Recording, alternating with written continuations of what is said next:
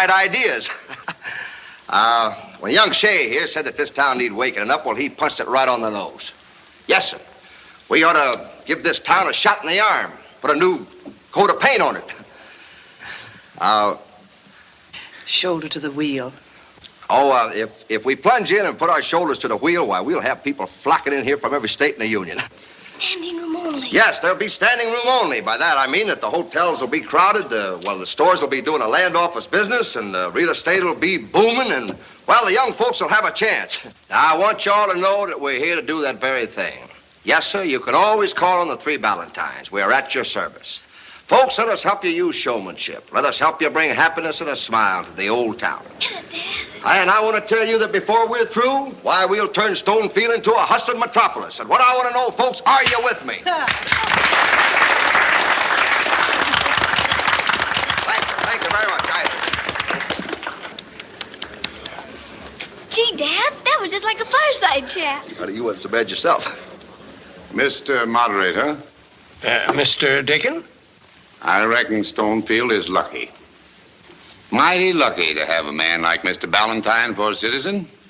It isn't often a stranger can come along and show folks in a couple of minutes how they've been wrong for 150 years.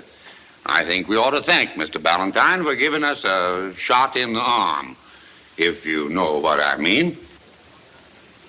So I think it's only fitting that we appoint Mr. Ballantyne a one-man chamber of commerce to investigate conditions and report to us.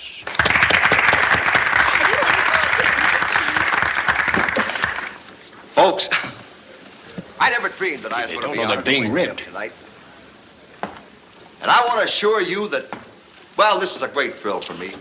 There's a greater thrill to me than when I played the Palace for the first time in New York City, New York. Oh, yes.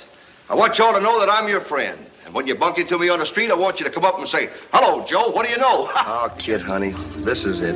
Everything we ever dreamed of.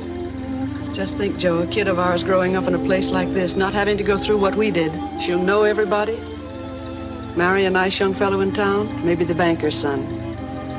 When she has kids, they'll grow up here, get married, maybe. What do you mean, maybe? I don't know. I guess I'm just an old sourpuss, that's all. Don't you think I'm a little young to be considering getting married? Here, you're supposed to be asleep. I know. You just want to get rid of me. Selling me off to the first bidder. Honey, there ain't enough money in the whole world to buy you. Sounds like a song cue. Well, not to disappoint you, I think I'll sing. I wouldn't take a million for a girl like you. I wouldn't take a million for the things you do. If they offered me a mansion in the finest part of town, if you're not in that mansion, then I would turn it down. I wouldn't take a million for the twinkle in your eyes. I'd rather win a smile from you than win the Nobel Prize. If I were just a pauper and I didn't have a sou, I still would have a million if I just had you. That's what you get for trying to sing a ballad. Lucas? Hello, Daniel. Hi. Hello, folks. Oh, look, there's Mrs. Hubbard. Looks like no one stays home on Saturday afternoons. Hello, Mr. Stonebreaker. Not bad, eh? We've been in town a month. We know everybody. That's so, Dad. We're irresistible. Oh, Joe, do I look all right? Honey, you never look better. Listen, when that ladies' auxiliary get a load of you, they're going to do nip-ups all over that church. Well, listen, you run along. I'll see you later, honey. Hey. Huh. Wish me luck. Here comes Valentine now. Hello, fellas. Any Joe. news, Hello, neighbor? Joe. How's the Chamber of Commerce doing? Oh, I can't wait to tell you about it. I wouldn't pass it up for a stack of greenbacks.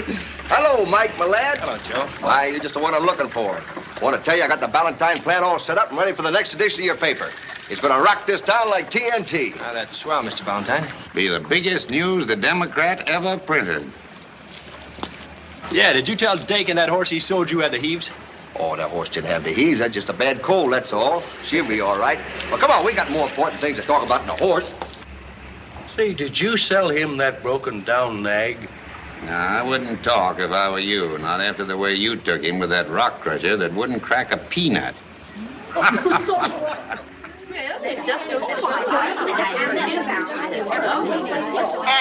then, last year she had the measles. Now she's had everything except the mumps. It's my opinion that... Wendy had the mumps in Denver 2 years ago. We were playing a split week there. Oh, but strictly the big time, you understand. Joe always saw to that.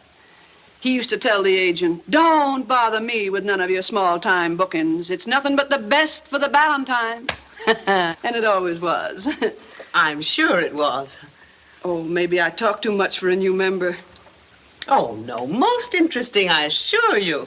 As I was going to say, it's my opinion that all epidemics come from the city. Nothing ever happens to Sarah except when she's been to visit her cousin in the city. Well, that's something else for Joe to worry about.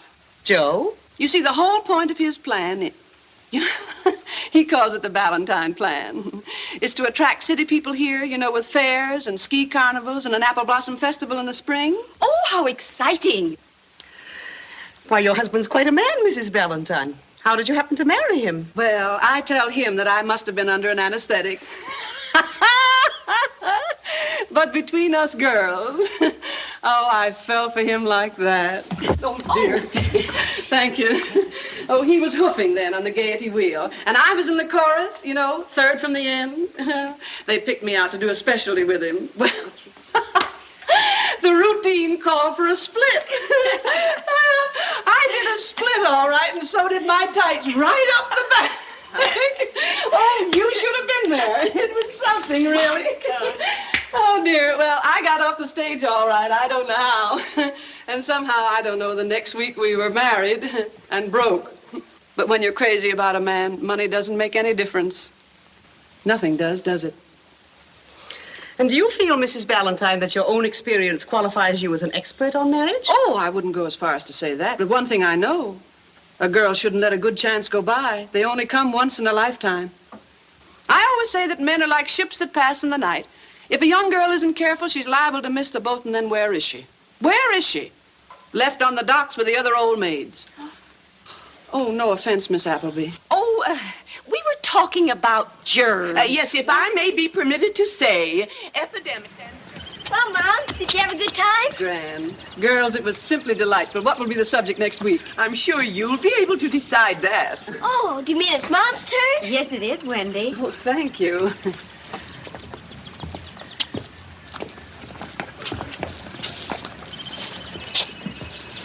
Hello, Kit. Shooter, you two know each other, don't you? Oh, why don't you kids kiss and make up, huh? Remember what I told you, Judy, about missing the boat. Too bad Wendy isn't a few years older. She'd grab Mike off herself. That would gum the plot all up, wouldn't it, Dad? Hello, Miss Appleby. Well, Mr. Valentine and little Wendy. Yes, we were just telling Mike and Yes, Judy. I heard. Well, we better be getting along. Might I suggest that the way to get along in Stonefield is to keep one's nose out of other people's affairs? Come along, Judy. Well, thanks for the good intentions anyway. Yes, there's a well-known place that's paved with them. Well, let's get going. Your pop. Never misses a prop. You I walk in a dream.